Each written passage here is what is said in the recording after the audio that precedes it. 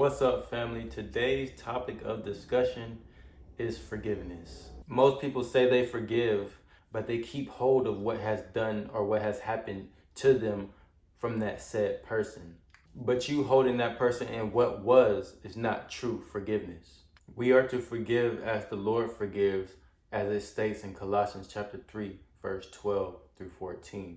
So as God's own chosen people, who are holy, set apart, sanctified for his purpose, and well beloved by God himself, put on a heart of compassion, kindness, humility, gentleness, and patience, which has the power to endure whatever injustice or unpleasantness comes, with good temper, bearing graciously with one another, and willingly forgiving each other if one has a cause for complaint against another. Just as the Lord has forgiven you, so you should forgive.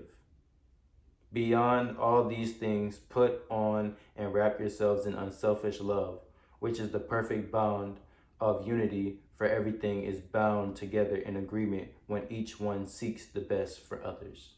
And that leads me to ask, how has the Lord forgiven you? Ask yourself that question. What have you done that the Lord had to forgive you for? But I'll also tell you that Jesus died on the cross to forgive you of your sins so that you could be reconciled back in right relationship with the Father. Most of us want to forgive and still hold that person. I think contempt is the wrong word. But hold that person in whatever feeling took place when that said thing happened. Jesus forgave. Jesus did not look at you as your sin anymore. The only way that your sins aren't forgiven is if you did not accept his forgiveness, his atonement for your sins. So that means when you go to ask that person or tell that person, I forgive you for all the things that you have done that may have caused me pain, hurt, or trauma. When you go to that person and tell them that, it releases the shame, the guilt, and it allows you to reconcile.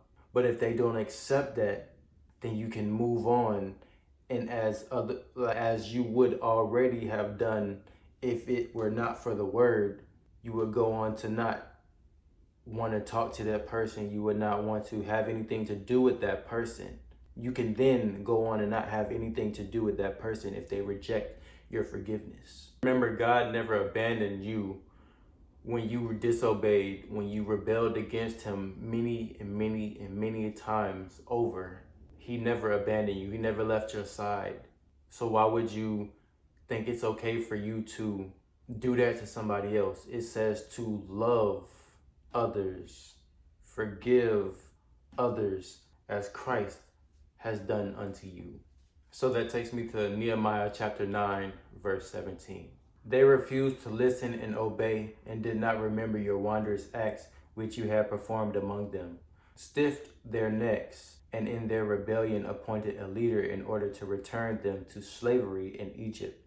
But you are a God of forgiveness, gracious, and merciful and compassionate, slow to anger and abounding in loving kindness, and you did not abandon them. But I'm going to continue to read so you can get a little bit more of the goodness that God is, right?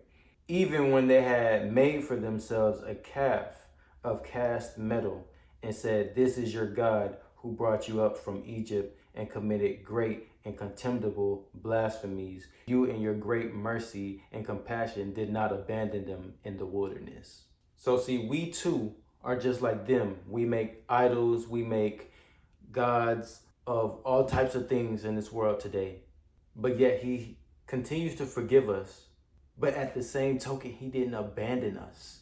He still wants a relationship with us. Again, Jesus died to reconcile that relationship back that we were to have when Adam and Eve before the garden.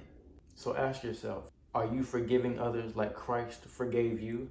Or are you merely just saying, I forgave that person to get it off your conscience and not wanting to deal with that person ever again? This is Talks with T. Bless.